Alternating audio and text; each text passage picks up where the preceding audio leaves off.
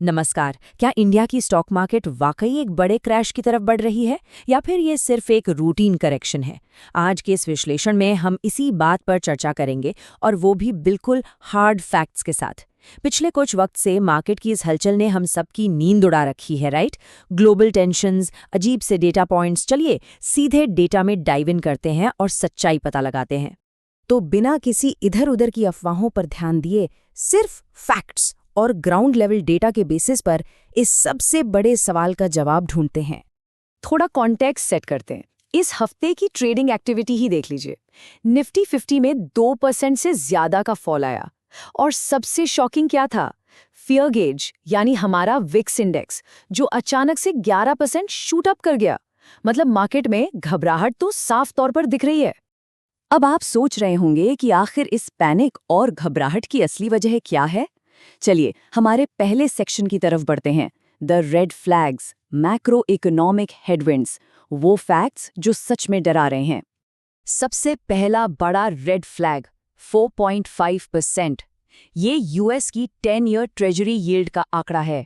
और दोस्तों, जब भी ये क्रिटिकल मार्क क्रॉस होता है ना, हिस्टोरिकली देखा गया है कि फॉरेन कैपिटल इमर्जिंग मार्केट से बाहर भागने लगता है। ये हमारे इक्विटी मार्केट्स के लिए डायरेक्टली एक नेगेटिव और काफी खतरनाक सिग्नल है। और इसका असर हमारी करेंसी पर भी सीधा पड़ रहा है। एक शॉकिंग माइलस्टोन देखिए, 96। जी हाँ, इंडियन रुपी पहली बार यूएस डॉलर के मुकाबले 96 के मार्क को ब्रीच कर गया है। आरबीआई की लगातार इंटरवेंशन के बावजूद ये हिस्टोरिकल वीकनेस मार्केट के लिए एक बहुत बड़ी टेंशन बन चुकी है। और जब करेंसी वीक होती है तो इसका सीधा असर पड़ता है हमारी अगली सबसे बड़ी प्रॉब्लम पर, क्रूड ऑयल। तेल की कीमतें $109 पर बैरल के ऊपर स्पाइक कर चुकी हैं। जियोपॉलिटिकल अनसर्टेनिटीज और सप्लाई चेन के इश्यूज की वजह से आई ये तेजी इंडिया के इंपोर्ट बिल और हमारी डोमेस्टिक कंपनीज के प्रॉफिट मार्जिन्स के लिए लिटरली एक बहुत बड़ा खतरा है। तो इन सब का फाइनल नतीजा क्या निकला? Heavy FII outflows. सुनने में थोड़ा अजीब लगेगा, लेकिन सिर्फ मार्च 2026 में ही फॉरेन इन्वेस्टर्स ने $13.3 बिलियन निकाल लिए। जरा इसको पर्सपेक्टिव में देखिए। इस साल अब तक लगभग $15 बिलियन निकल चुके हैं, जबकि पूरे 2025 में ये आंकड़ा 19 बिलियन था। मतलब सेलिंग की स्पीड बहुत फास्ट है। हालात की गंभीरता इस बात से भी समझ आती है कि खुद प्राइम मिनिस्टर ने भी ग्लोबल डिसरप्शंस को देखते हुए फ्यूल, फॉरेन ट्रैवल और गोल्ड की खरीदारी में थोड़ा संयम बरतने की अपील की है। तो क्या सब कुछ खत्म हो गया है? क्या सच में मार्केट क्रैश होने वाला है? जी नहीं, पिक्चर का एक दूसरा हिस्सा भी है। चलिए देखते हैं सेक्शन 2, द सिल्वर लाइनिंग्स, यानी कुछ स्ट्रक्चरल सपोर्ट जो इस मार्केट को बचा रही हैं। इतनी नेगेटिविटी और डर के बीच स्टैंडर्ड चार्टर्ड की अप्रैल 2026 की रिपोर्ट एक बहुत दिलचस्प नजरिया पेश करती है। इनके चीफ इन्वेस्टमेंट ऑफिस का कॉन्फिडेंटली मानना है कि एक्चुअली इन्वेस्टर्स को इस वक्त पैनिक सेल करने की बजाय बायर्स होना चाहिए।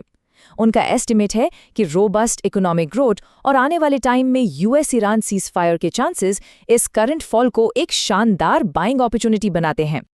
अब वो ऐसा क्यों कह रहे हैं? इसका एक बहुत बड़ा रीजन है हमारा वैल्यूएशन।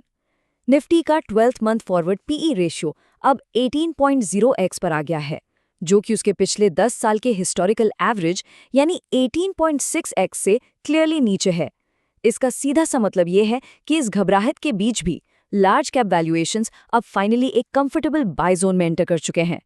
इसके अलावा एक और बड़ी राहत की बात यह है कि हमारी डोमेस्टिक इकोनॉमी की फाउंडेशन अभी भी रॉक सॉलिड है। आरबीआई के लेटेस्ट प्रोजेक्शंस के हिसाब से हम 7.3% की रोबस्ट जीडीपी ग्रोथ और सिर्फ 2% सीपीआई इन्फ्लेशन देख सकते हैं। ये नंबर्स साफ बताते हैं कि देखिए, ग्लोबल वॉलेटिलिटी अपनी जगह है, लेकिन इंडिया की इकोनॉमी एक हाई ग्रोथ और कंप्लीटली कंटेन्ड इन्फ्लेशन के साथ फर्मली आगे बढ़ रही है।